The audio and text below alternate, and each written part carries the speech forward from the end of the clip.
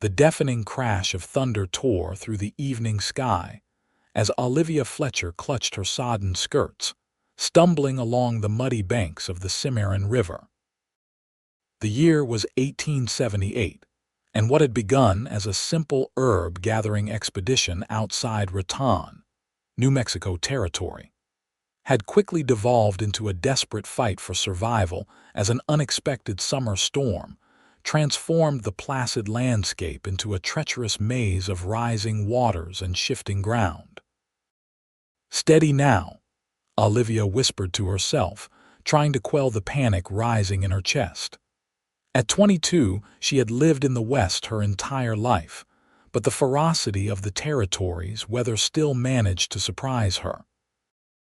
The herbs she'd collected for her father's apothecary shop were long gone, scattered when she'd first slipped down the embankment while seeking shelter from the downpour. Her foot sank deeper than expected into what appeared to be normal mud, and a horrifying realization dawned on her. This wasn't ordinary river silt beneath her feet. The ground seemed to be drawing her down with frightening determination. "No, no, no," she gasped, attempting to lift her legs only to find them further ensnared. Quicksand. She'd heard tales of it claiming horses and cattle, even men, but she'd never encountered it herself. Now, with each panicked movement, she sank further, the treacherous mixture already past her knees. Olivia forced herself to remain still, remembering fragments of advice she'd once overheard in her father's shop about surviving such predicaments. Panicking would only hasten her demise. She tried to distribute her weight, leaning back slightly, but the driving rain made it nearly impossible to maneuver effectively. "Help," she called out, knowing the chances of anyone hearing her above the storm were slim. The trading post and settlement were at least 2 miles away. "Somebody please," her voice carried across the water, disappearing into the gathering darkness. Olivia felt tears mixing with raindrops on her face as the quicksand crept steadily upward, now reaching mid-thigh. She thought of her father, who had already lost her mother to influenza 3 winters past. The thought of him receiving news that his only daughter had vanished into the earth was unbearable. As despair threatened to overwhelm her, Olivia heard the distant sound of hoofbeats. At first she thought her frightened mind was playing tricks, conjuring hope where none existed. But the rhythm grew louder, more distinct, and she renewed her cries with desperate energy. "Over here. By the river, help me please." The hoofbeats slowed, then stopped entirely. For a terrible moment she feared the rider had passed by without spotting her in the fading light. Then came the sound of boots hitting mud and a deep voice called out, "Hello. Where are you?" "Here. I'm stuck in quicksand," Olivia shouted, waving her arms frantically. A tall figure emerged through the curtain of rain, leading a magnificent black stallion. The man wore a wide-brimmed hat pulled low against the downpour, a duster flapping around his legs as he cautiously approached the riverbank. He surveyed the situation with quick, practiced eyes. "Don't struggle," he instructed, his voice calm but commanding. "You'll only sink faster." "I know that," Olivia retorted, immediately regretting her sharp tone.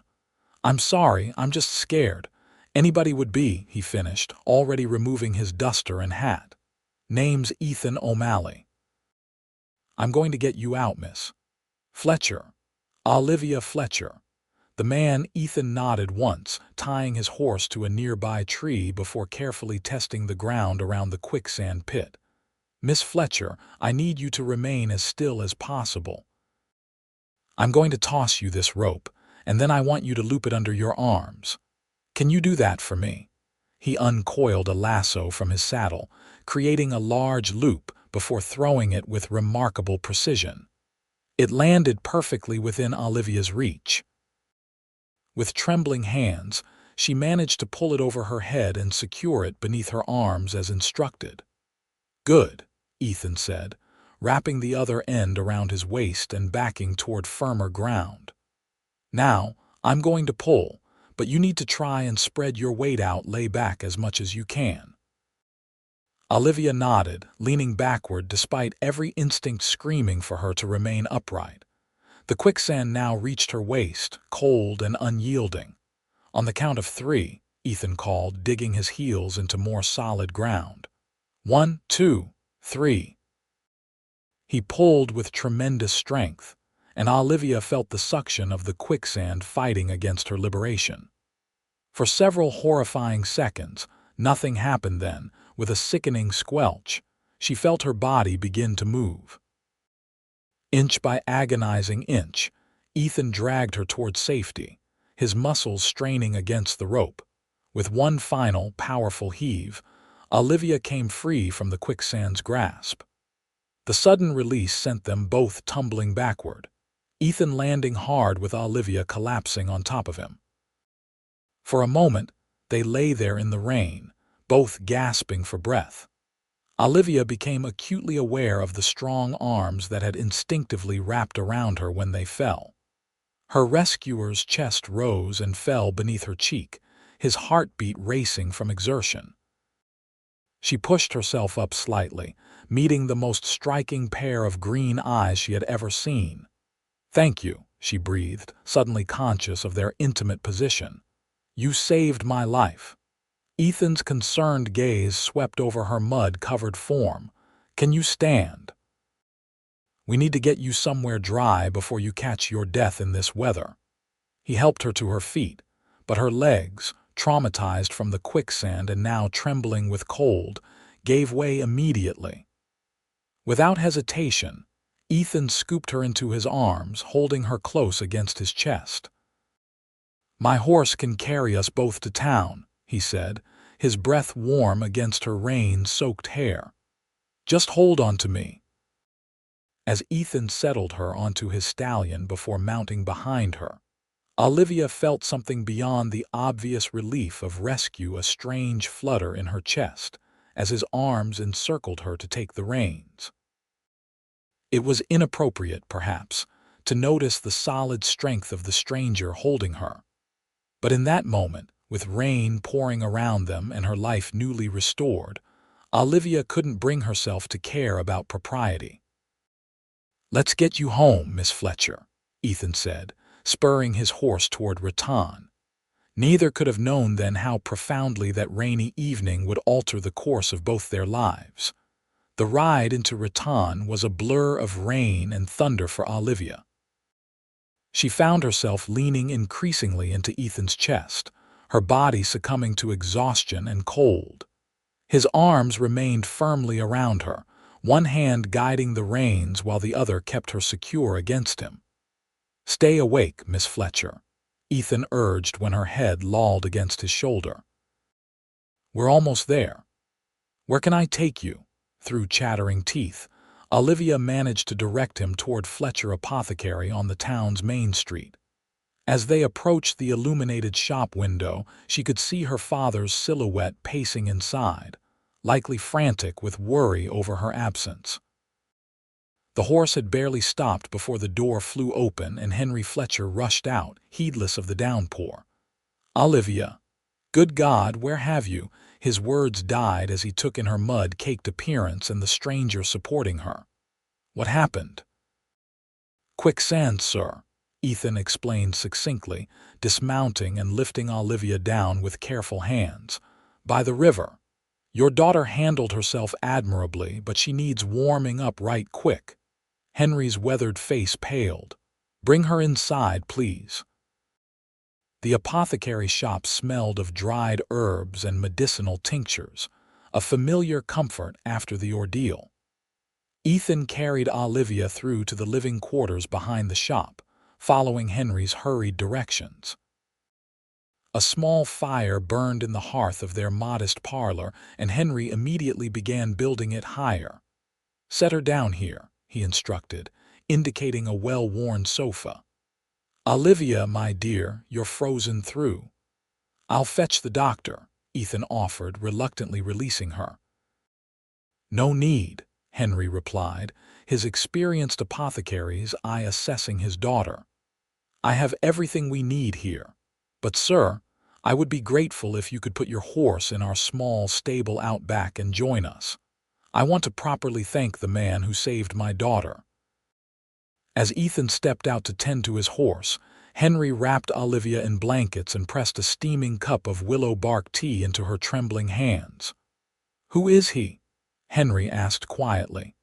"Ethan O'Malley," Olivia replied, her voice stronger now that she was out of the elements. "I don't know anything else about him, Papa. He appeared like some guardian angel in the storm." Henry nodded thoughtfully, touching her forehead to check for fever. "Well, Mr. O'Malley will have the Fletcher family's eternal gratitude."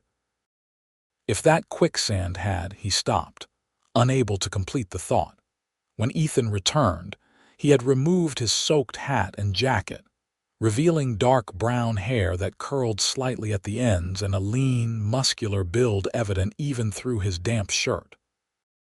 Olivia found herself staring longer than propriety allowed before dropping her gaze to her tea. "Mr. O'Malley," Henry said, extending his hand. "I'm Henry Fletcher. I understand I owe you my daughter's life." Ethan accepted the handshake with a modest nod. "Anyone would have done the same, sir." "Perhaps, but it was you who was there. Please sit. Are you passing through Raton or staying a while?" "I arrived today," Ethan replied, accepting a cup of coffee from Henry with murmured thanks. "I've taken a position with the Whitaker Ranch outside town. Mr. Whitaker hired me as his new foreman." Olivia perked up at this information. The Whitaker spread was the largest in the area, and Joseph Whitaker was a frequent customer at the apothecary. "Joseph mentioned hiring a new foreman from Colorado," Henry said, relaxing somewhat now that he knew their guest wasn't some drifter. "What brings you from Colorado to our little corner of the territory, Mr. O'Malley?" A shadow passed over Ethan's features. "A fresh start, I suppose." "I managed a smaller operation near Denver, but after my employer passed, his son sold the property. Mr. Whitaker's offer came at an opportune time." Henry nodded sympathetically. "Well, it seems fate had more than one purpose in bringing you to Raton." He glanced meaningfully at Olivia, who felt color rise to her cheeks despite her exhaustion. "Papa," she murmured in gentle admonishment.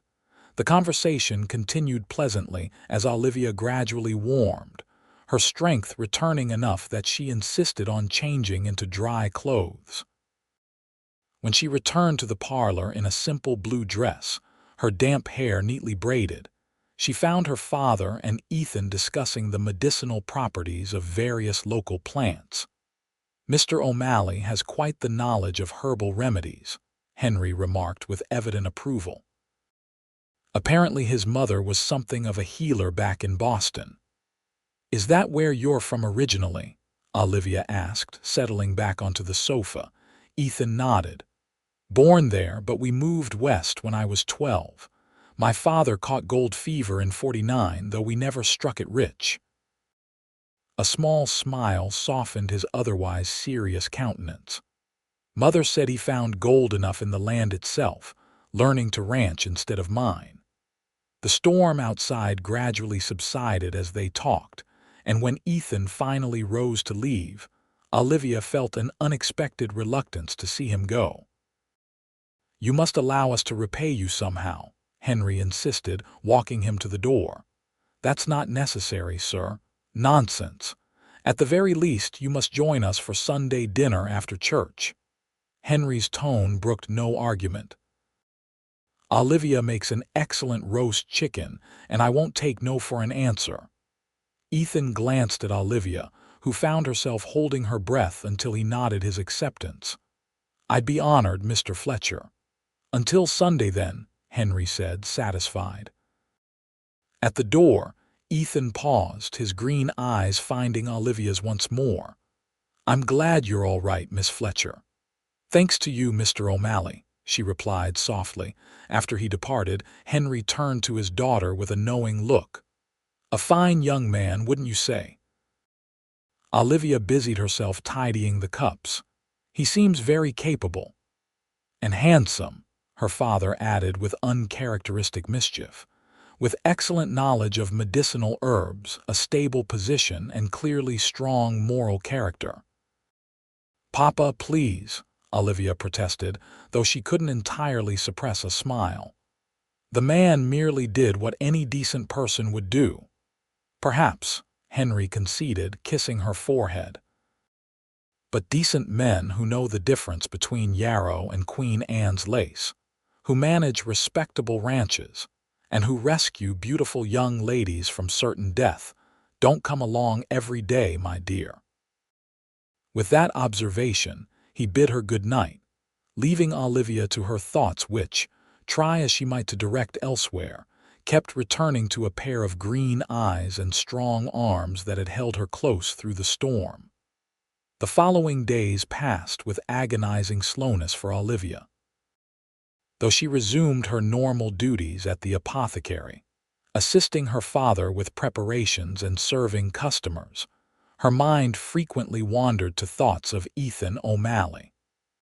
She found herself glancing up hopefully whenever the bell above the shop door jingled, only to feel a strange disappointment when the customer wasn't a tall cowboy with green eyes.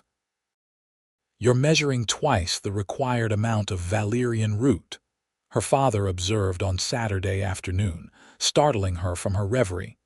Olivia looked down at the scale in dismay. "I'm sorry, Papa. Mrs. Thornton would not appreciate her sleeping tonic putting her into a week-long slumber." Henry chuckled, gently taking the measuring spoon from her hands. "Perhaps you'd be better occupied taking inventory in the storeroom today. Your mind seems to be elsewhere." "I'm just tired," Olivia insisted, though they both knew it wasn't true. The bell jingled again, and this time when Olivia looked up, her heart leapt at the sight of Ethan removing his hat as he stepped into the shop. He wore clean clothes, his hair slightly damp as though recently washed, and carried a small package. "Mr. O'Malley," Henry greeted warmly. "What brings you to town today?" "Mr. Whittaker needed some supplies," Ethan replied, his eyes finding Olivia with a quiet intensity that made her pulse quicken. "And I wanted to check on Miss Fletcher's recovery." "I'm fully restored, thank you," Olivia said, suddenly conscious of her work apron and the loose strands of hair that had escaped her bun. "No lasting effects from my misadventure. I'm glad to hear it." Ethan shifted slightly, then extended the package toward her. "I brought you something." "It's nothing elaborate, just—" Olivia accepted the package, carefully unwrapping the brown paper to reveal a small leather-bound journal with a pressed wildflower secured to its cover. "It's a field guide," Ethan explained, "for identifying plants safely. I noticed you were gathering herbs when you— Well, I thought this might help prevent future incidents." The thoughtfulness of the gift left Olivia momentarily speechless. She ran her fingers over the delicate preserved blossom of prairie gentian she recognized before meeting his gaze. "This is incredibly kind," she said softly. "Thank you." "It was my mother's," Ethan admitted. "She'd want someone to use it who would appreciate it." The personal nature of the gift wasn't lost on Henry, who cleared his throat with barely concealed satisfaction. "You're still joining us tomorrow after church, I hope?" "Yes, sir. Looking forward to it." After Ethan departed to complete his errands, Henry raised an eyebrow at his daughter, who was still holding the journal as if it were made of the finest porcelain. "Just a decent man doing what any person would do, indeed," he teased gently. Olivia didn't respond, but that night, she carefully examined every page of the journal by lamplight, noting the elegant feminine handwriting in the margins that must have belonged to Ethan's mother. Pressed between various pages were additional specimens: chicory, yarrow, even a perfect 4-leaf clover, each with notations on their properties and uses. It felt intensely personal, this window into the knowledge passed from mother to son, and now to her. When Sunday arrived, Olivia found herself taking unusual care with her appearance. She chose her best dress, a modest but flattering garment in deep burgundy that complemented her auburn hair, which she styled with more attention than usual. Her father noticed, but wisely made no comment as they walked to the small church at the end of town. Ethan was already there when they arrived, standing somewhat awkwardly near the entrance. He had clearly made an effort as well, wearing a clean black suit that looked as though it had been recently pressed, his hair neatly combed. The sight of him sent an inexplicable flutter through Olivia's stomach. Throughout the service, she was acutely aware of his presence several pews behind them. Reverend Miller's sermon on divine providence seemed particularly meaningful that day. As Olivia reflected on the chain of circumstances that had brought Ethan to that precise spot by the river at the exact moment she needed him. After the service concluded, many of the congregation lingered to socialize, and Olivia found herself introducing Ethan to various townspeople. Joseph Whittaker, a robust man in his 50s, approached them with a hearty slap to Ethan's shoulder. "I see you've met the Fletchers," he remarked. "Fine people. Henry's remedies saved my wife from a terrible fever last winter." "Mr. O'Malley did more than meet us," Henry explained. "He rescued Olivia from Quicksand by the river during Thursday's storm." This revelation caused quite a stir among those nearby, and Olivia found herself blushing as several women gave her knowing glances. Ethan handled the attention with humble grace, deflecting praise and changing the subject whenever possible. By the time they walked back to the apothecary for dinner, Ethan had become something of a local hero, much to his evident discomfort. "People will forget soon enough," Henry reassured him as they entered the apartment above the shop. "Though I certainly never shall." The meal was pleasant, with conversation flowing easily. Ethan complimented Olivia's cooking with genuine appreciation, and she discovered he possessed a quiet wit that emerged as he grew more comfortable in their company. He spoke of his years in Colorado, of learning ranching from his father, and of his hopes for the Whittaker operation. "I'm implementing some new breeding techniques," he explained. "Mr. Whittaker has given me considerable latitude to modernize certain aspects of the ranch." "You seem quite knowledgeable for someone so young," Henry observed. "How old are you, if you don't mind my asking?" 27, sir," Ethan replied, "but I've been working cattle since I was 13.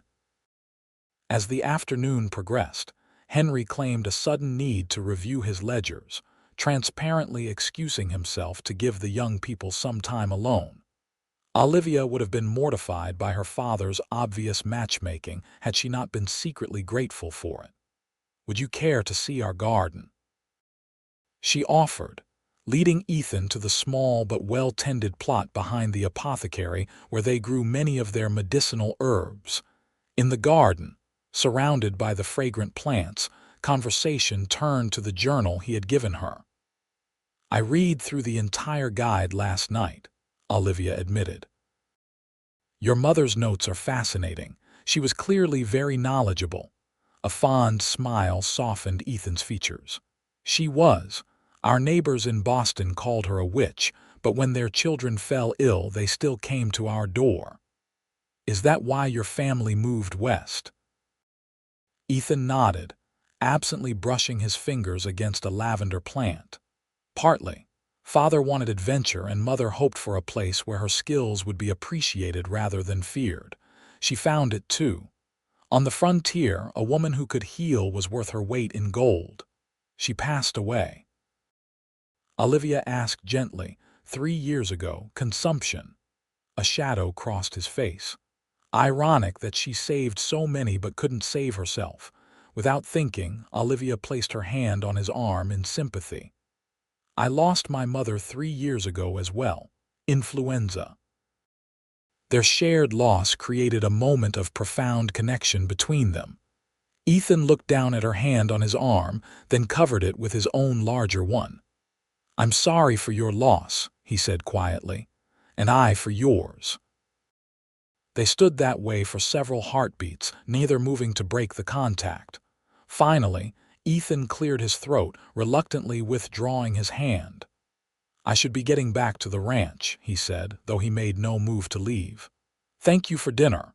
It's been the most pleasant day I've had in a very long time."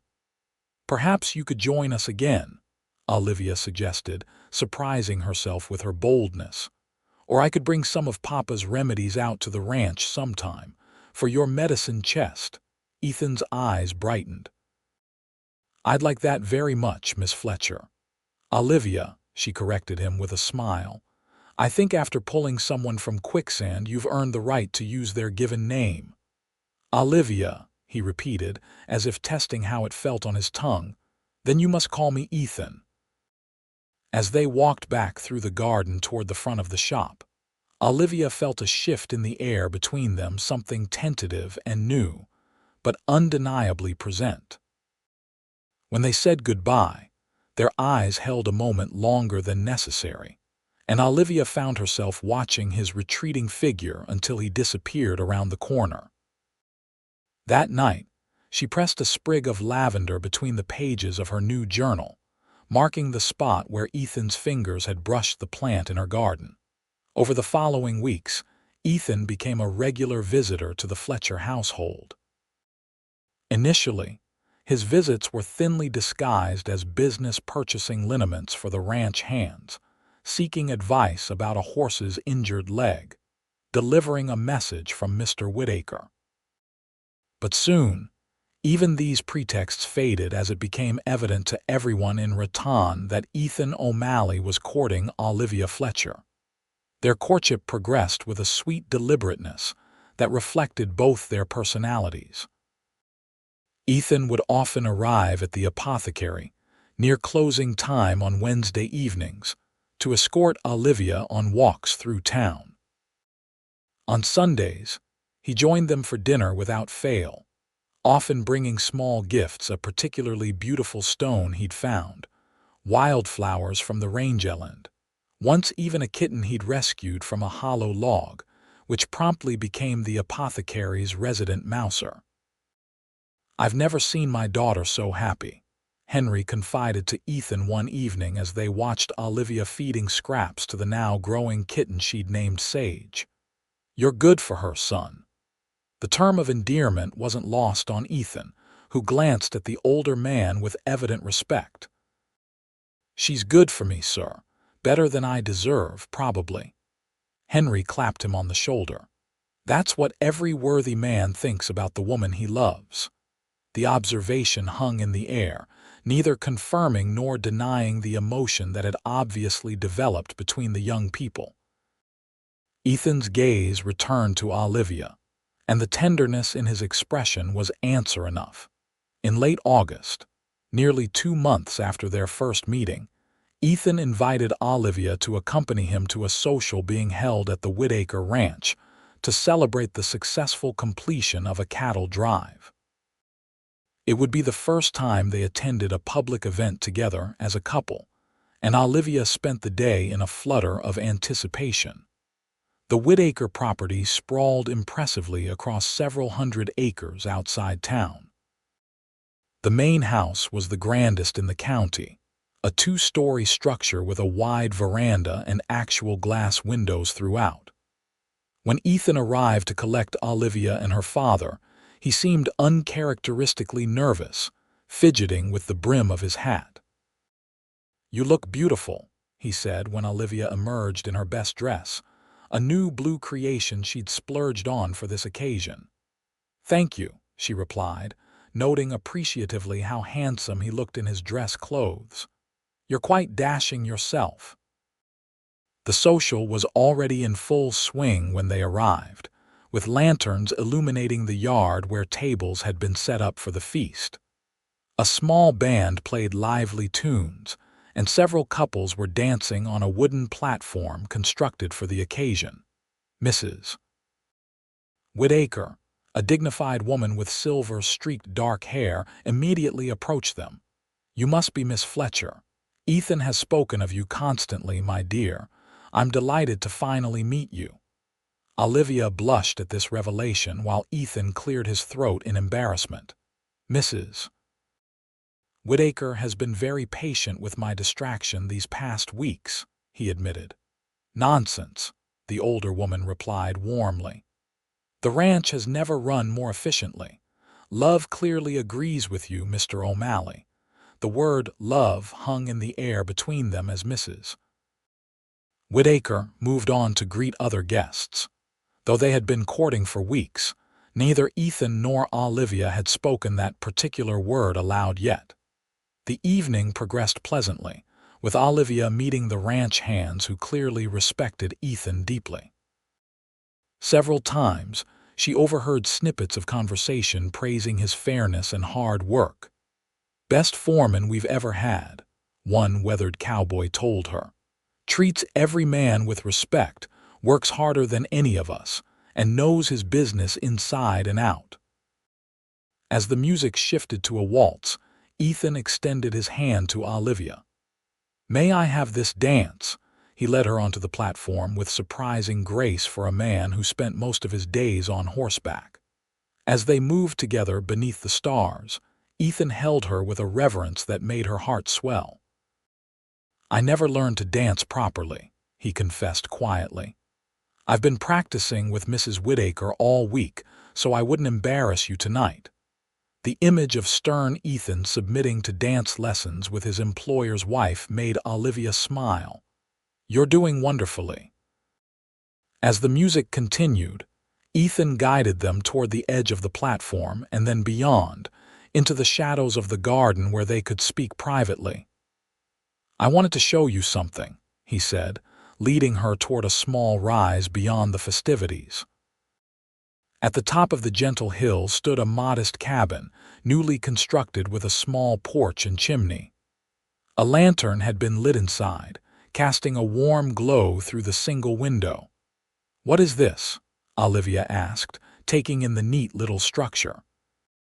"Part of my arrangement with Mr. Whittaker," Ethan explained, a note of uncertainty in his voice.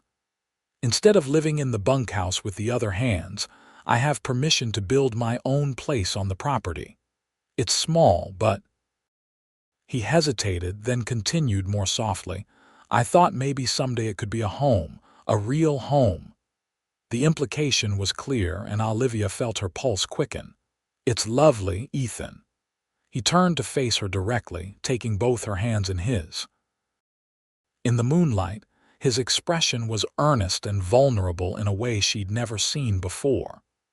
"Olivia, I know we haven't known each other very long, but I've never been more certain of anything in my life. Meeting you, saving you that day, it changed everything for me." He took a deep breath. "I love you. I think I started falling in love with you the moment I held you after pulling you from that quicksand." Joy bloomed in Olivia's chest, so intense it almost hurt. "I love you too, Ethan. I think perhaps I always have, from that first moment." His smile was radiant as he reached into his pocket and withdrew a small object. "I'm not a wealthy man, but I promise to work hard every day to give you the life you deserve. Olivia Fletcher, will you do me the extraordinary honor of becoming my wife?" He opened his palm to reveal a simple gold ring with a single small pearl. "It was my mother's," he explained.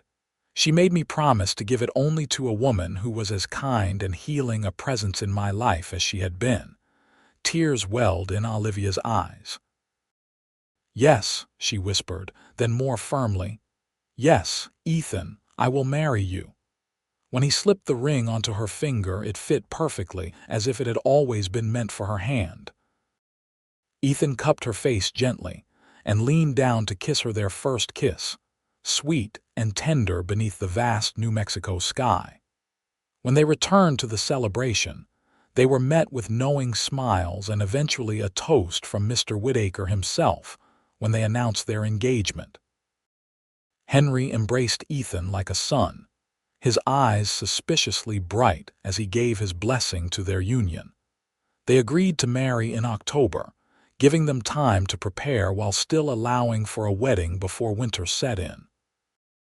As Ethan drove them home that night, Olivia leaned against his shoulder, her father dozing on the other side of the wagon, and felt a contentment she had never known was possible.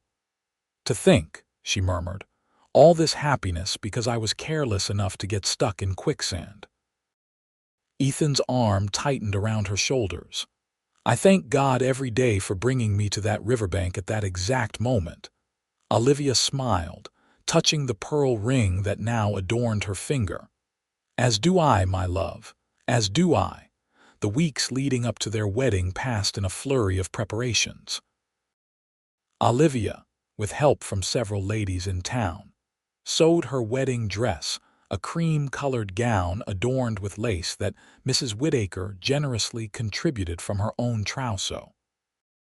Ethan divided his time between his duties at the ranch and completing their cabin, adding thoughtful touches he hoped would please his bride. Shelves for her books and herbs, a proper medicine cabinet, even a small garden plot already prepared for spring planting. Throughout Raton, their upcoming nuptials were the primary topic of conversation. The romantic circumstances of their meeting had captured everyone's imagination, and the town embraced their love story with enthusiastic support. "You'd think no one had ever been married before," Olivia remarked one evening as she and Ethan sat on the apothecary's back steps, enjoying a moment of quiet together. "It's not every day the town's prettiest girl gets engaged to the man who pulled her from certain death," Ethan replied, his eyes twinkling. "People love a dramatic tale." Olivia laughed, leaning against his shoulder. "Is that what you tell everyone, that I was facing certain death?" "Well," he drawled, "it makes me sound more heroic than saying I found a pretty girl stuck in mud up to her knees." Their easy banter had become one of Olivia's favorite aspects of their relationship. Beneath Ethan's serious exterior lay a playful spirit that emerged more frequently as they grew closer. As their wedding day approached, however, Olivia noticed a subtle tension developing in Ethan. At first, she attributed it to the natural nervousness of an impending groom, but when she found him on the porch one evening staring pensively into the distance, she knew something deeper troubled him. "What is it?" she asked softly, sitting beside him. "You've been elsewhere these past few days." Ethan sighed, taking her hand and running his thumb across her knuckles. "I received a letter yesterday from Denver." A chill ran through Olivia. "Bad news, potentially complicated news," he amended. "Do you remember I told you my former employer's son sold the ranch after his father died?" Olivia nodded. "Well, apparently the new owner has run it into the ground. He's selling the property, and the bank that's handling the sale contacted me." Ethan met her gaze directly. "They've offered me the opportunity to purchase a portion of the land the section I managed, about 80 acres at a reduced price because of my history with the property." Olivia studied his troubled expression. "That sounds like good news, doesn't it? Your own land." "It would mean leaving Raton," Ethan said quietly. "Leaving the Whittaker Ranch, asking you to move away from your father and everything you know," understanding dawned. "That's what's bothering you, the thought of taking me away from here," Ethan nodded.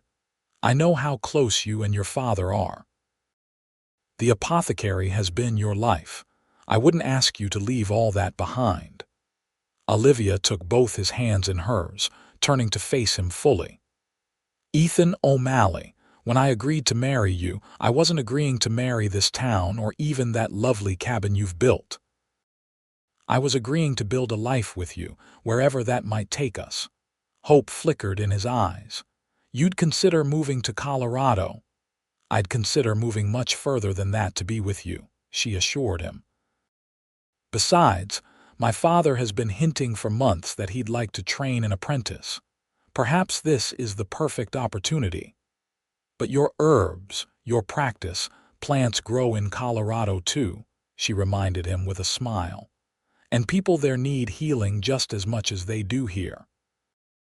Ethan pulled her into a fierce embrace. I don't deserve you, he whispered against her hair. Probably not, she teased, but you're stuck with me anyway. The next day they broached the subject with Henry, who surprised them both with his immediate support.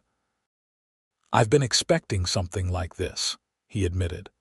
A man like Ethan was always destined for his own land eventually. He patted his daughter's hand. Your mother and I moved 3 times in our first 5 years of marriage following opportunities. That's the way of things out here. But the apothecary, Olivia began, has been a wonderful chapter in our lives, Henry finished. But chapters end and new ones begin. Young Thomas Jenkins has shown remarkable aptitude for the work. With a year's training, he could take over quite capably. So it was decided. They would marry as planned, spend the winter in Raton while Henry trained his apprentice, and then travel to Colorado in the spring to start their new life. Ethan wrote immediately to accept the bank's offer, setting in motion the purchase that would give them their own piece of land to build upon. When their wedding day finally arrived in mid-October, the entire town turned out for the celebration. The small church was filled to capacity as Olivia walked down the aisle on her father's arm toward Ethan, who waited for her with undisguised adoration in his eyes. Reverend Miller spoke movingly about divine providence and the mysterious ways God brought souls together, but Olivia heard little of it.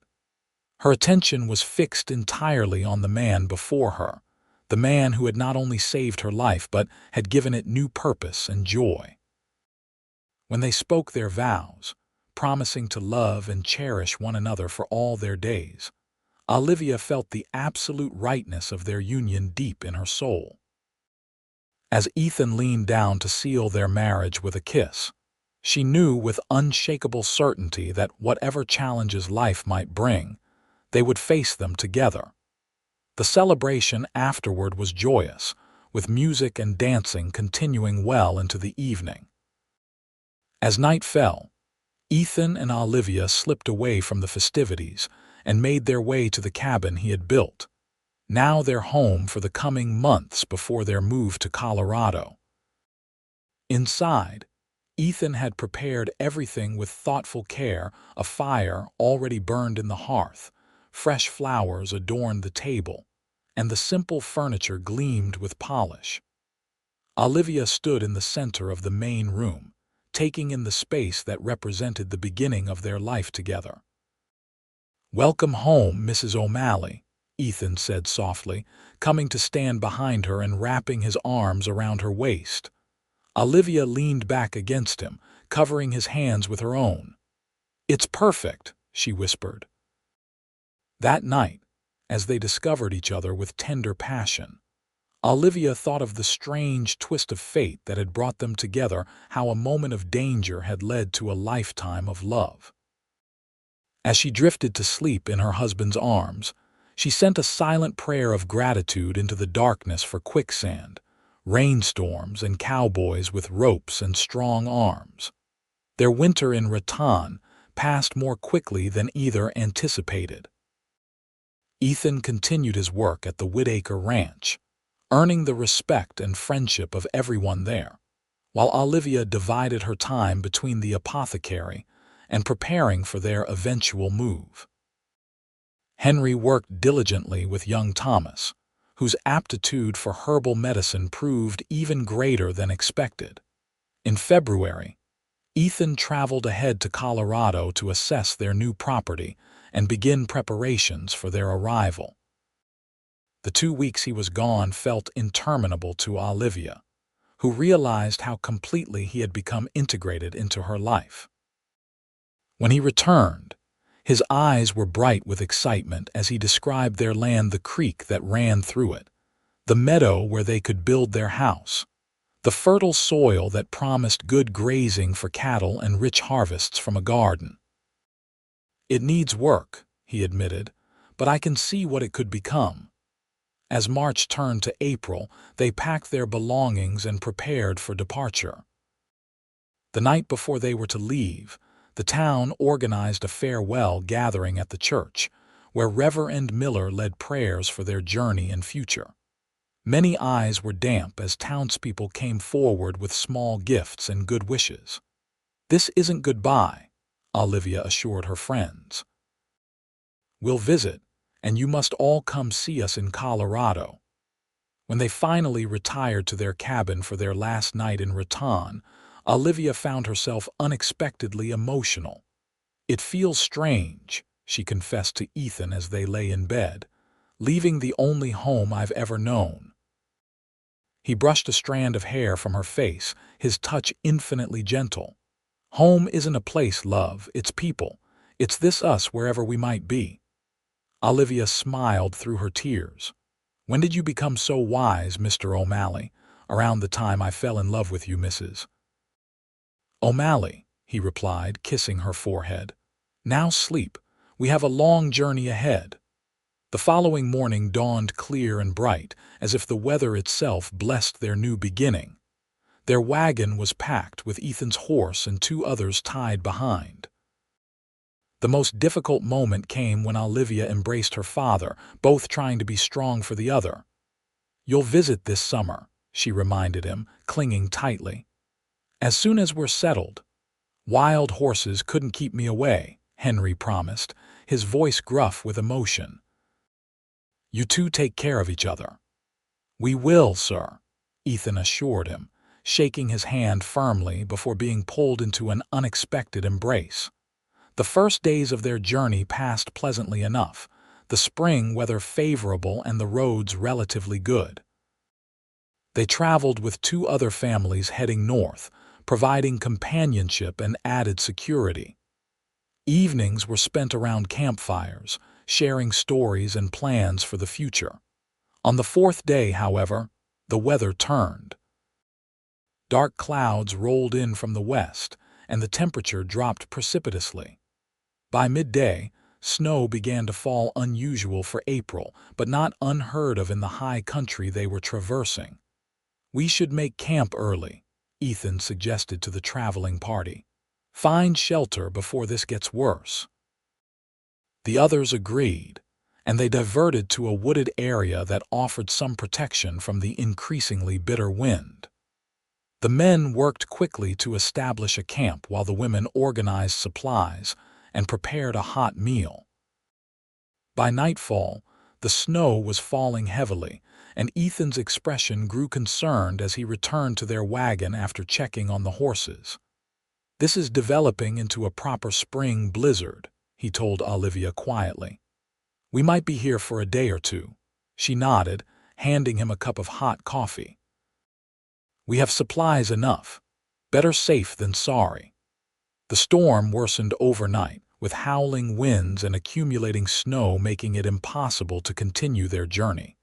The travelers huddled in their wagons and tents, venturing out only when absolutely necessary. Ethan worked tirelessly to ensure the animals were protected, and everyone had sufficient firewood, often returning to their wagon with snow crusting his beard and eyebrows. By the 2nd day, Olivia began to worry. Their companions included a pregnant woman and 2 small children, all of whom were feeling the effects of the prolonged exposure to cold. Though they had prepared for various contingencies, none had anticipated a blizzard of this magnitude so late in the season. When one of the children developed a worrying cough, Olivia retrieved her medicine chest. "I need to prepare a remedy," she told Ethan. "Do you think you could manage to find me some pine needles? They'd help significantly." Without hesitation, he bundled up and ventured into the storm, returning half an hour later with not only pine needles but also a handful of juniper berries he'd spotted along the way. "These might be useful too," he said, presenting his frozen offering. Olivia's heart swelled with love for this man who understood her work so well. "You're extraordinary," she said, rising on tiptoes to kiss his cold cheek, before setting to work brewing a decoction for the sick child. By the third morning, the storm finally began to abate. Ethan and the other men dug pathways through the knee-deep snow, assessing whether travel would be possible. The decision was made to wait one more day to allow the worst drifts to settle and melt somewhat in the returning sunshine. That evening, as they sat by their small fire, Ethan reached for Olivia's hand. "You were amazing these past few days," he said. "The way you cared for everyone kept spirits up. I'm so proud to be your husband." Olivia squeezed his fingers. "We make a good team, you and I. Out here, that's what matters most." The following day they resumed their journey, though progress was slow through the muddy, partially snow-covered roads. The delay had put them behind schedule, but spirits improved with the weather, and the travelers found themselves drawing closer through their shared experience. It was nearly 2 weeks later when Ethan finally pointed to a distant ridge and announced with evident emotion, "That's it. That's our land." Olivia followed his gaze, taking in the expanse of meadow and woodland that stretched before them. Even from a distance, she could see the beauty of the place, the ribbon of creek winding through it, the protective embrace of hills behind, the open grassland perfect for grazing cattle. As they crossed onto their property, a profound feeling of rightness settled over Olivia. This was indeed to be their home, the place where they would build their life together. Ethan helped her down from the wagon, and together they walked a few paces into the meadow, surveying what was now theirs. "What do you think?" he asked, a hint of nervousness in his voice. In answer, Olivia turned to him with shining eyes. "I think, Mr. O'Malley, that we are going to be very happy here." Relief and joy transformed his features. He lifted her off her feet in an exuberant embrace, spinning her around as she laughed. When he set her down, his expression grew more serious, tender. "I have something to tell you," he said. "I've been waiting for the right moment." Olivia raised an eyebrow. "That sounds ominous." "Not at all." He took a deep breath. "While I was here in February, I began construction on our house." He gestured toward a copse of trees near the creek. "It's just a basic structure now, 4 walls, a roof, a proper hearth, but it means we won't have to live in the wagon or a tent while we build." Tears sprang to Olivia's eyes at this evidence of his care for her comfort. "Show me," she whispered. Hand in hand, they walked toward the trees, where a small but sturdy cabin came into view. It was indeed simple, larger than their temporary home in Raton, but still modest. Yet Olivia could immediately see the thought that had gone into its placement and construction.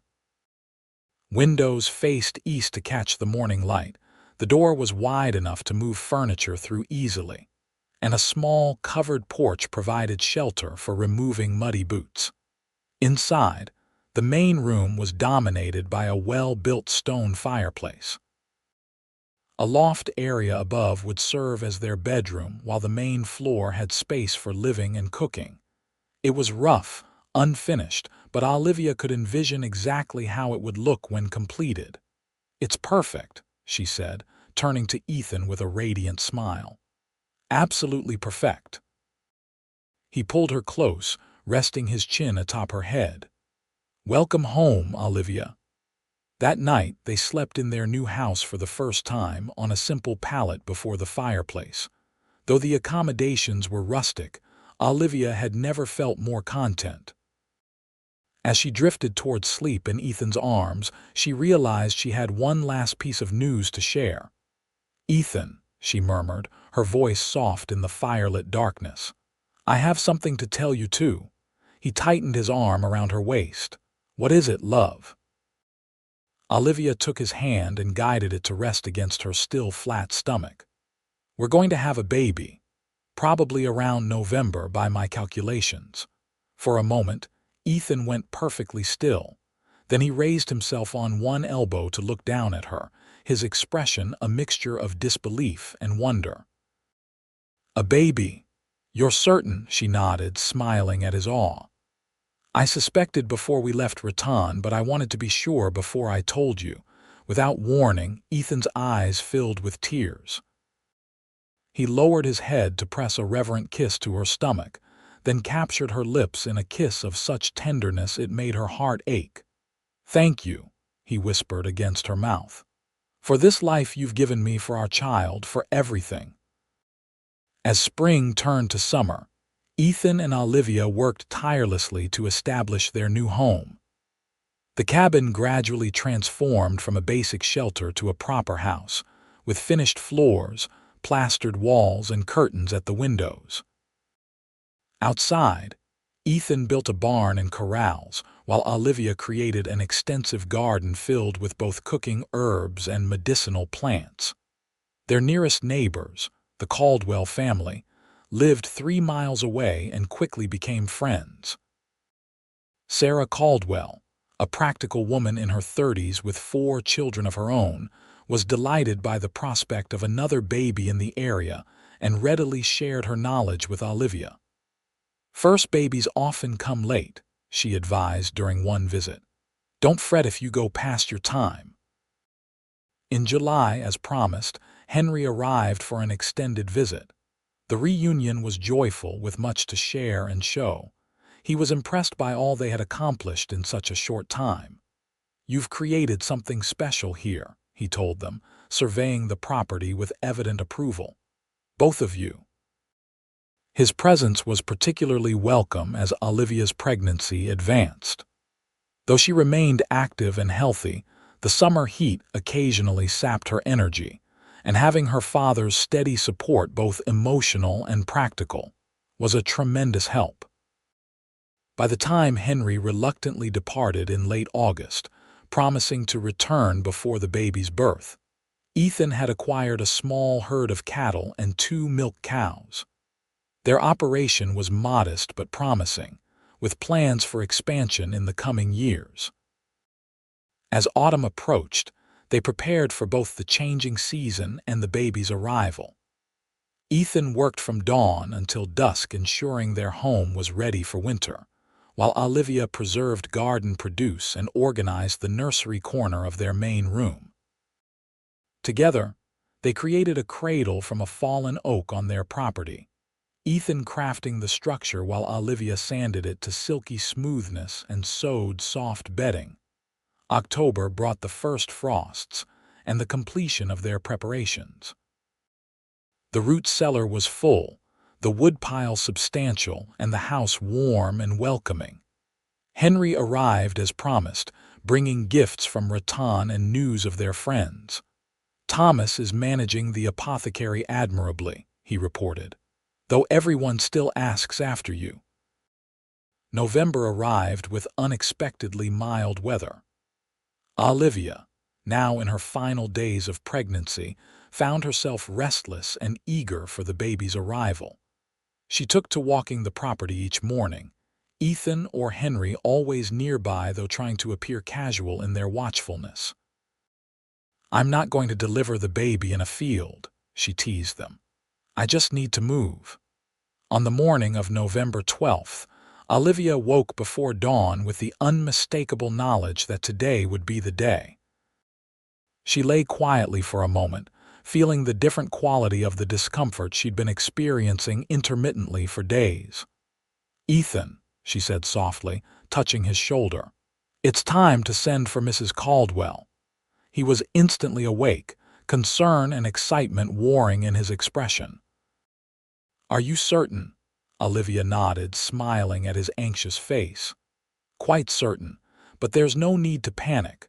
First babies take time, remember." Despite her reassurances, Ethan moved with urgent purpose, rousing Henry and preparing to ride to the Caldwell farm.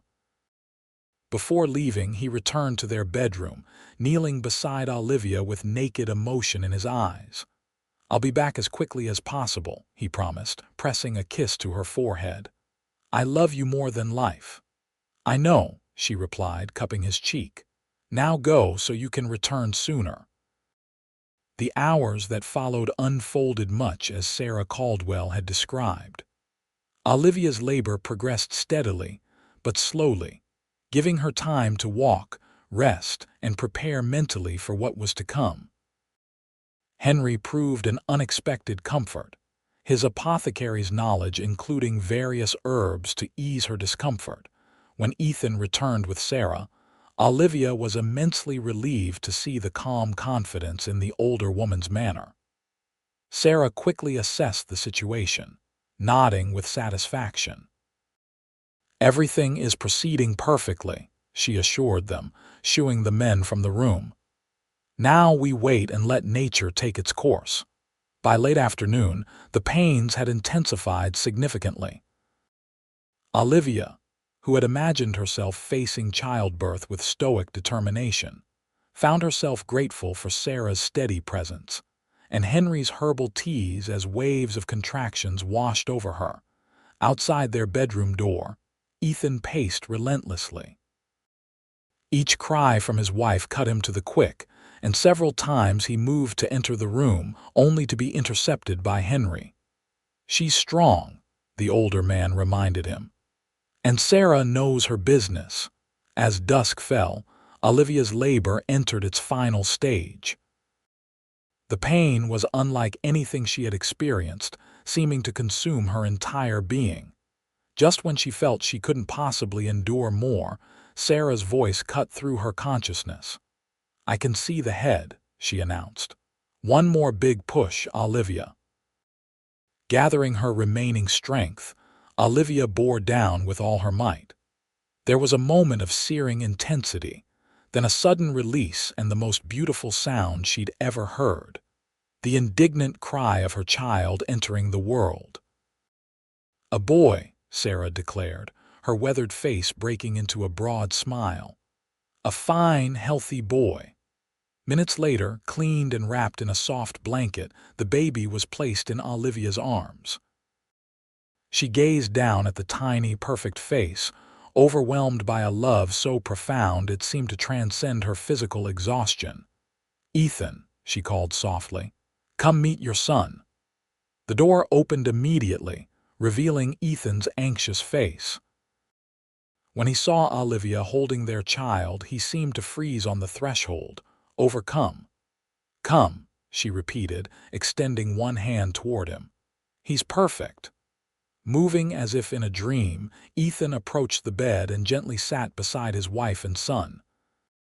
When he looked down at the baby's face, a single tear slipped down his cheek. "Hello, little one," he whispered, touching a fingertip to the tiny hand that immediately grasped it with surprising strength. "I'm your father." As Henry and Sarah quietly left the new family alone, Ethan gathered Olivia and their son in a gentle embrace. "Thank you," he murmured against her hair. "Thank you for our family." They named him William Henry O'Malley, honoring both Ethan's father and Olivia's. In the days that followed his birth, their small home was filled with a profound joy as they adjusted to life with their newborn. Henry proved an enthusiastic grandfather, often insisting on holding the baby so Olivia could rest. "He has your eyes," he told Ethan one evening as they sat by the fire. "But his mother's determination, I think." Ethan laughed. "God help us all if that's true." When William was 2 weeks old, they bundled him warmly for a short trip outside. The day was unusually mild for late November, with pale sunshine filtering through scattered clouds. Ethan carried the baby while Olivia walked beside them, her hand tucked in her husband's arm. They strolled to the edge of their property where the land sloped gently down to the creek, the same creek that eventually joined the river, where, hundreds of miles away, their story had begun. "I want to show him something," Ethan explained, leading them to a young sapling he had planted earlier that autumn. "This oak, I planted it the day we learned you were expecting. It will grow alongside our son, marking his years as they both reach toward the sky." Olivia felt tears well in her eyes at this simple, profound gesture. "That's beautiful, Ethan." He gazed down at their sleeping son, then at Olivia, his expression full of quiet wonder. "Sometimes I can scarcely believe this is my life," he admitted. "That day by the river. If I'd taken a different path, if I'd been even minutes later." "But you weren't," Olivia reminded him, squeezing his arm. "You were exactly where you needed to be." As they stood together beside the sapling, their son nestled safely between them, Olivia reflected on the extraordinary chain of events that had brought them to this moment. From the terror of sinking into quicksand to the joy of holding their child, every step of their journey seemed somehow destined, as if guided by an unseen hand. Ethan must have been thinking similar thoughts, for he suddenly smiled and said, "Do you remember what Reverend Miller said at our wedding about divine providence?" Olivia nodded. "That God works in mysterious ways to bring souls together." "I didn't fully understand then," Ethan confessed. "But standing here with you and William, I think I do now." The first snowflakes of winter began to fall around them, delicate and ethereal in the fading afternoon light. It was time to return to the warmth of their home, to the life they had built together through love and determination. As they turned back toward the cabin, Ethan shifted William to one arm so he could wrap the other around Olivia's shoulders, holding her close against the growing chill. In that simple gesture was the echo of their beginning of strong arms that had once pulled her from danger and now offered constant support and love. "Let's go home," he said softly. Hand in hand, they walked toward their cabin, where lamplight already glowed welcomingly in the windows. Behind them, the young oak stood sentinel in the falling snow, its branches reaching skyward much like the love that had taken root that fateful day by the river, growing stronger with each passing season, promising to endure for all the years to come. 5 years passed, bringing both challenges and joys to the O'Malley homestead. Their cattle operation expanded steadily under Ethan's careful management, while Olivia's garden evolved into a proper herb farm, supplying remedies to neighboring settlements. William grew from an infant into a spirited, curious boy with his father's green eyes and his mother's quick mind. In the spring of 1884, Olivia gave birth to their second child, a daughter they named Margaret Rose, called Maggie. She arrived with considerably less ceremony than her brother, entering the world after a labor so brief that Sarah Caldwell barely made it in time for the delivery. "This one knows her own mind already," Sarah had commented, placing the red-faced, squalling infant in Olivia's arms. Now, as autumn of 1885 painted the landscape in russets and golds, the O'Malley's life had settled into a rhythm of satisfying work and domestic contentment. Their homestead had grown to include a larger main house, a proper barn, and several outbuildings. The sapling Ethan had planted for William was already showing impressive growth, joined now by a second young tree marking Maggie's birth. On a crisp October morning, as Ethan and 7-year-old William repaired fencing in the north pasture, Olivia worked in her herb garden with Maggie toddling nearby. The little girl was fascinated by the plants, already able to identify several by their distinctive leaves or flowers. "Mama, look!" Maggie exclaimed, pointing to a monarch butterfly that had alighted on a late-blooming echinacea. "Pretty." "Yes, sweet pea," Olivia agreed, smiling at her daughter's delight. "Very pretty." The sound of approaching hoofbeats drew their attention. Shading her eyes against the morning sun, Olivia recognized the Caldwell's oldest boy, Timothy, riding hard toward their house. "Mrs. O'Malley," he called, reining in his horse. "Pa sent me. There's been an accident at the Miller's place. Mr. Miller got caught under a fallen wagon. They need help right away." Olivia was already moving, calling to Maggie to come inside. "How bad is it, Timothy?" "Bad, madam. His legs crushed something awful. Pa says to bring whatever medicines you can for pain and preventing mortification. Inside, Olivia quickly assembled her medical kit, adding extra bandages and tinctures. The Millers lived nearly 5 miles away, recent arrivals to the area with 3 young children. "Timothy, ride to the north pasture and tell my husband what's happened," she instructed. "I'll be ready to leave in 10 minutes." While the boy galloped toward Ethan and William, Olivia explained to Maggie that she needed to help a hurt neighbor. "You'll stay with Mrs. Jenkins from down the road," she told the little girl, referring to their closest neighbor who often watched the children during emergencies. By the time Ethan arrived at the house, Olivia had changed into riding clothes and secured her medical supplies. "I'll come with you," he said immediately.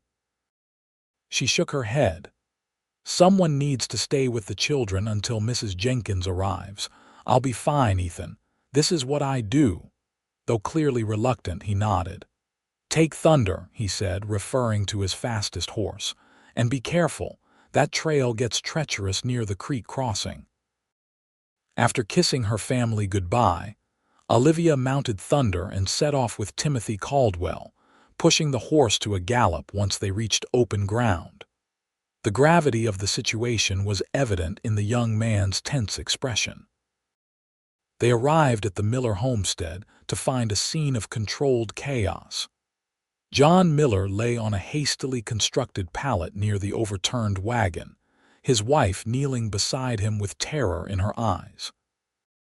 Their children huddled on the porch, the oldest a girl of about 10 trying to comfort her younger siblings. Samuel Caldwell, Timothy's father, was already there, having stabilized the wagon to prevent it from shifting further onto the injured man. He looked up with evident relief when Olivia dismounted. "Thank God you've come," he said grimly. "It's bad, Olivia. The wheel assembly came down on his left leg when the axle broke." Olivia knelt beside John Miller, whose ashen face and labored breathing spoke volumes about his pain. The leg was indeed badly crushed, the bone visibly broken in at least 2 places, with concerning discoloration already spreading. "I need clean water, boiled if possible," she instructed Mrs. Miller, "and all the clean cloth you can spare." Working methodically, Olivia administered a strong dose of willow bark and valerian to dull the pain, then cleansed the wound as thoroughly as possible. The damage was severe, worse than she had initially assessed. "Mr. Miller," she said gently, meeting his pain-filled eyes. "The leg is very badly injured. I'm concerned about infection setting in." He nodded weakly. Do what you must, Mrs. O'Malley." His wife stifled a sob, understanding the implication. "Can't we take him to Denver, to a proper doctor?" Olivia exchanged glances with Samuel Caldwell, who shook his head slightly. "The journey would kill him in this condition," he said quietly, "and by the time we could get a doctor here." "The leg needs to come off," Olivia confirmed, her voice steady despite the gravity of what she was proposing. "It's his best chance." What followed was the most challenging procedure Olivia had ever attempted. With Samuel and Timothy Caldwell assisting, and Mrs. Miller administering ether under Olivia's careful instruction, they performed the amputation as cleanly and quickly as possible. Throughout the grueling process, Olivia maintained an outward calm, though inwardly she prayed fervently that her skills would prove sufficient. She had assisted with similar procedures during an outbreak of gangrene among cattle the previous year, but operating on a human was vastly different. By the time they finished, the sun was lowering toward the western horizon. John Miller, mercifully unconscious, was pale but stable. Olivia provided detailed instructions for his care, promising to return the following day. "You've likely saved his life," Samuel told her as they prepared to leave. "Not many would have had the courage to do what you did today." Exhausted physically and emotionally, Olivia mounted Thunder for the ride home. The events of the day had left her with blood-stained clothes and a bone-deep weariness that made even staying in the saddle an effort. The trail back to their homestead took her past the river where, years earlier, Quicksand had nearly claimed her life. As twilight descended, the water gleamed silver in the fading light, peaceful now in the dry autumn weather. Olivia reined in, allowing herself a moment of reflection. How strange that the river that had once threatened her existence had ultimately led to everything she now held dear: her husband, her children, this life she had built. Even the skills she had used today to save John Miller could be traced back to that pivotal moment when Ethan pulled her from the quicksand and set her on a new path. Lost in thought, she didn't immediately notice the rider approaching until he called her name. Olivia. Looking up, she saw Ethan galloping toward her, concern etched on his face. "Samuel Caldwell's youngest rode over to let us know what happened," he explained as he reached her. "I couldn't stay home waiting."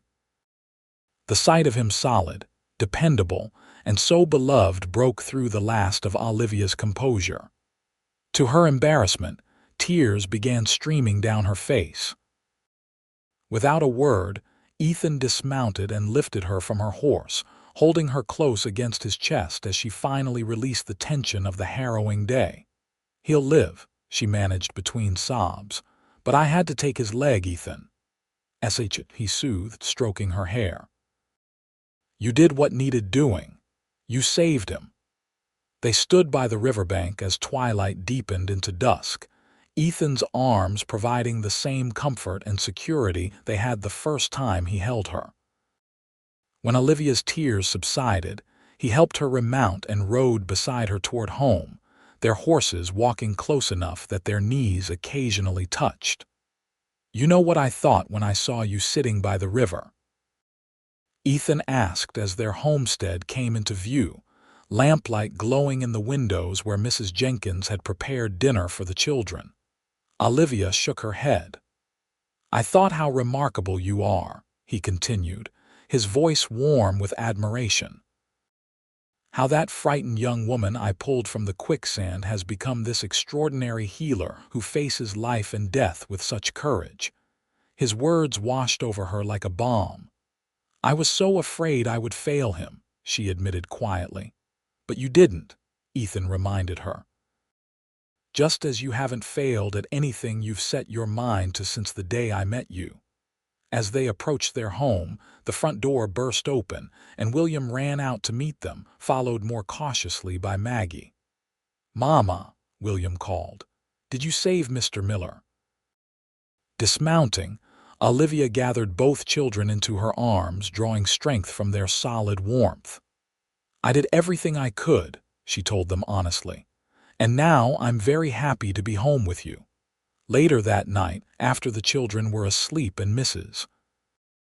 Jenkins had returned to her own home, Olivia and Ethan sat before the fire in comfortable silence. The events of the day had left her too drained for conversation, but the quiet companionship was exactly what she needed. Eventually, Ethan spoke. "I've been thinking," he said, taking her hand, "about how much you've given this community with your healing skills." Olivia looked at him questioningly. "What if we built you a proper workspace?" he suggested. "A small building separate from the house, with everything you need for treating patients. Not quite a hospital, but something more than mixing remedies at the kitchen table." The idea kindled immediate interest. "Like my father's apothecary," she mused, "but expanded for more serious cases." Ethan nodded. "Exactly. The nearest doctor is still 40 miles away in Denver. People around here need someone with your knowledge and skills." As they discussed possibilities, Olivia felt her spirits lifting. The proposal was practical, addressing a genuine need in their growing community, but it was also a recognition of her capabilities and affirmation that the work she did mattered deeply. "We could start building in the spring," Ethan continued, warming to the idea. Use the winter to draw up plans and gather materials. I'd want a proper examination table, Olivia said, her mind already racing ahead, and shelving for all my medicines, perhaps even a small room where patients could rest if necessary. Ethan smiled, pleased to see the sparkle returning to her eyes. Whatever you need, the ranch is doing well enough now to support it.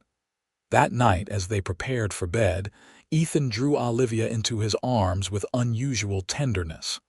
"I'm so proud of you," he murmured against her hair, "and grateful every day that I was the one who found you by that river." Olivia raised her face to his. "As am I, my love, as am I." Their kiss was gentle at first, then deepened with a familiar passion that still, after all these years, took her breath away. In the quiet of their bedroom, with moonlight spilling through the curtains, they reaffirmed the bond that had begun on that rainy evening so long ago, a love that had grown from rescue to partnership, from attraction to enduring commitment. As winter blanketed their homestead in snow, the O'Malleys settled into the season's rhythms. Ethan focused on keeping the cattle fed and healthy in the cold months, while Olivia divided her time between caring for the children, visiting John Miller to monitor his recovery, and developing plans for her new medical workspace. In February, Henry arrived for an extended visit, having finally retired and sold the apothecary to Thomas Jenkins the previous autumn. Though he maintained his own small house in Raton, he now spent much of his time with his daughter's family, to everyone's delight. "Grandpa, look!" William exclaimed one snowy morning, holding up a detailed drawing. "I designed Mama's new hospital." Henry examined the childish but surprisingly well-thought-out sketch with appropriate solemnity. "Very impressive, young man. Have you considered adding windows here and here for better light?" William's face lit up at being taken seriously. "That's a great idea. I'll add them right away." Observing the interaction, Olivia felt a surge of gratitude for her father's presence in their lives. At 64, Henry remained sharp and energetic, his knowledge and patience enriching their family immeasurably. As winter gradually yielded to spring, construction began on what the family now referred to as Mama's Clinic. The building took shape between the main house and barn, a sturdy structure with a covered porch, large windows to admit natural light, and a floor plan Olivia had designed with careful consideration for patient care. By early summer, the clinic was complete, equipped with furnishings Ethan had either built himself or commissioned from a skilled carpenter in the nearest town. Pride shone in his eyes as he showed Olivia the finished examination table, with its clever adjustable height mechanism and storage drawers beneath. "It's perfect," she told him, genuinely impressed by his attention to detail. "Everything is exactly as I envisioned." The clinic quickly proved its worth as word spread throughout the surrounding area. Farmers with injuries, children with fevers, women with difficult pregnancies all found their way to the O'Malley homestead, seeking Olivia's help. John Miller, now adept with the wooden leg Ethan had crafted for him, became something of an advocate for Olivia's skills, telling anyone who would listen how she had saved his life. His family had managed to keep their homestead thanks to the community's support during his recovery, and they were now among the O'Malleys' closest friends. In July, when Maggie turned 3, they hosted a gathering that brought together neighbors from miles around. The celebration coincided with Independence Day, and as evening fell, Ethan surprised everyone with a modest display of fireworks he had acquired on a recent trip to Denver. As colorful bursts illuminated the night sky, Olivia stood with Ethan's arm around her waist, watching their children's faces glow with wonder.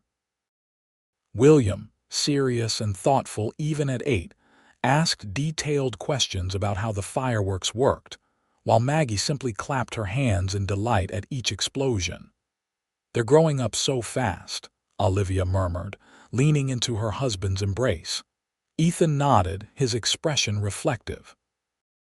"William asked if he could start helping more with the cattle yesterday. Said he wants to learn the business. And will you teach him? Of course. Though I suspect he'll end up combining our skills somehow. He's as interested in your herbs as he is in my livestock." Olivia smiled, thinking of how their son carefully labeled plant specimens and recorded their properties in a journal modeled after her own. Perhaps he'll become a veterinarian. Heaven knows the area could use one.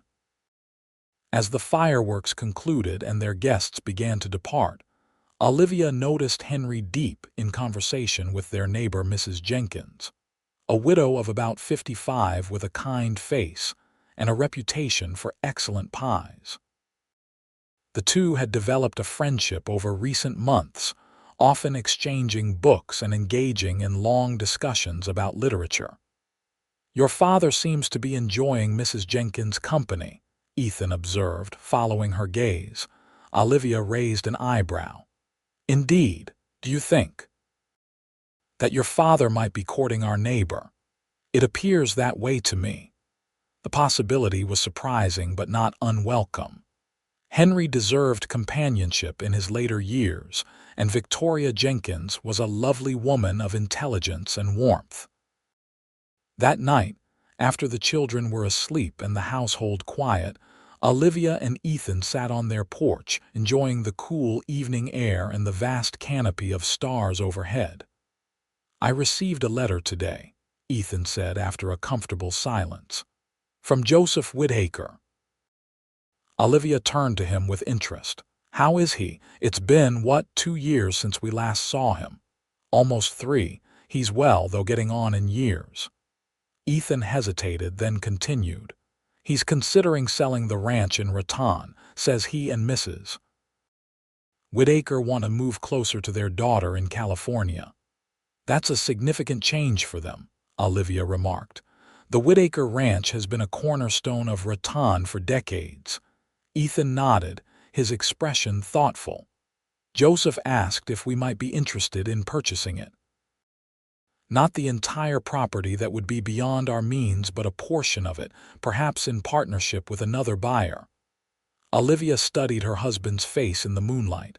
"You're considering it," she realized. "I am," he admitted.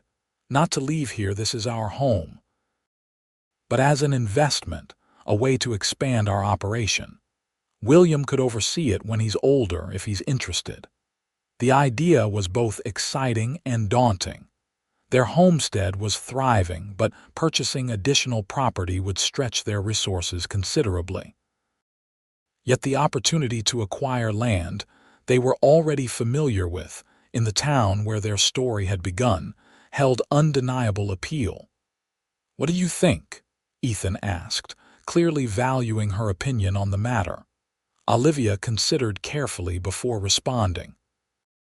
"I think we should learn more about what exactly Joseph is proposing.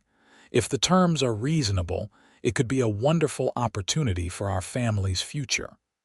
Relief flickered across Ethan's features. "That's what I thought as well. I'll write to him tomorrow for more details." As summer progressed into autumn, discussions about the potential land purchase continued via correspondence with Joseph Whittaker. By September, a plan had emerged that seemed viable. The O'Malleys would purchase the eastern section of the Whittaker property, including water rights to the river, while another longtime Raton rancher would acquire the remainder. "We should visit," Olivia suggested one evening as they reviewed the latest letter. "See the property again through the lens of owners rather than employees, and it would be good for the children to see where we met." Ethan agreed, and plans were made for a family journey to Raton in October. Henry, who had indeed begun courting Victoria Jenkins, much to everyone's delight, would remain behind to look after the homestead and Olivia's patients. The The trip to Rattan was an adventure for William and Maggie, neither of whom had traveled so far from home before. They marveled at changing landscapes and peppered their parents with endless questions about their early days in the town. "Is this where you got stuck, Mama?" William asked eagerly as they crossed the Cimarron River on the approach to Rattan. "Not exactly here," Olivia explained. "But along this same river, yes. The rains had caused quicksand to form near the bank." "And Papa pulled you out," Maggie added, well versed in the family legend, "and held you close." Ethan chuckled. "That's right, little one, best thing I ever did." Arriving in Rattan felt surreal after so many years away. The town had grown considerably, with new businesses lining the main street and many more houses spreading outward from the center. Yet much remained familiar: the church where they had married, the apothecary, now Jenkins Pharmacy, and of course, the Whittaker Ranch on the outskirts of town. Joseph and Martha Whittaker welcomed them warmly, marveling at how the children had grown since their last visit to Colorado 3 years earlier. After the initial pleasantries, Joseph took Ethan to ride the boundaries of the property being offered, while Martha entertained Olivia and the children with refreshments on the veranda. "It does my heart good to see you so happy," Martha said, watching Maggie charm one of the ranch dogs. When Ethan first arrived in Rattan, he was so serious, so contained. "Meeting you changed him." Olivia smiled, remembering the reserved young man who had rescued her.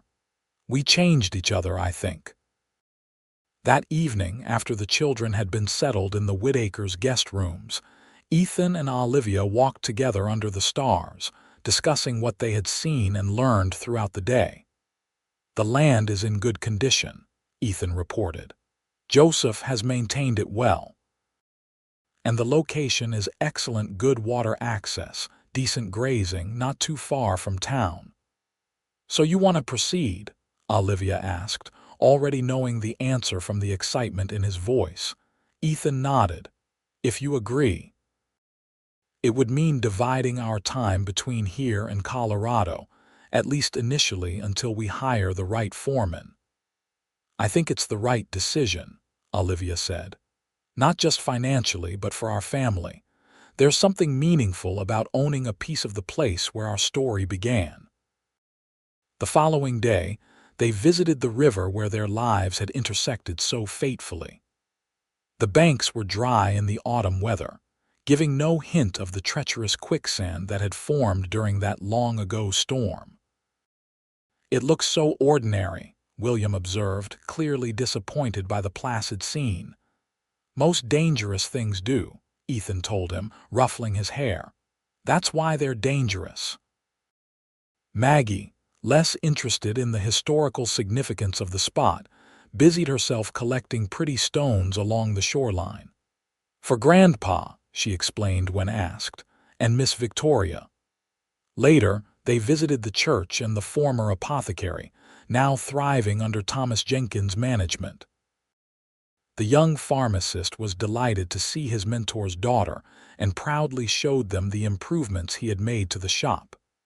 "Your father's training was the foundation of everything I know," he told Olivia earnestly. "I've tried to honor that legacy." On their final day in Rattan, Ethan and Joseph Whittaker formalized their agreement with a handshake and a promise to have the legal documents prepared. The O'Malleys would take possession of their portion of the ranch in the spring, giving them time to arrange finances and plan for the expansion of their operation. As they prepared to depart, Martha Whittaker pressed a small package into Olivia's hands. "A remembrance," she said warmly. Opening it later in the privacy of their wagon, Olivia found a delicate silver locket containing a small piece of twine, a section of the very rope Ethan had used to pull her from the quicksand. "I kept it," Ethan explained, seeing her questioning look. "Couldn't bring myself to throw away something that had brought you into my life. Martha found it among our things when we left Raton and apparently saved it all these years." Tears welled in Olivia's eyes as she fastened the locket around her neck. "It's perfect," she whispered. A tangible reminder of how our story began. The journey home was filled with plans and discussions about their future. William, excited by the prospect of having responsibilities on 2 ranches, declared his intention to become the best cattleman in Colorado and New Mexico both.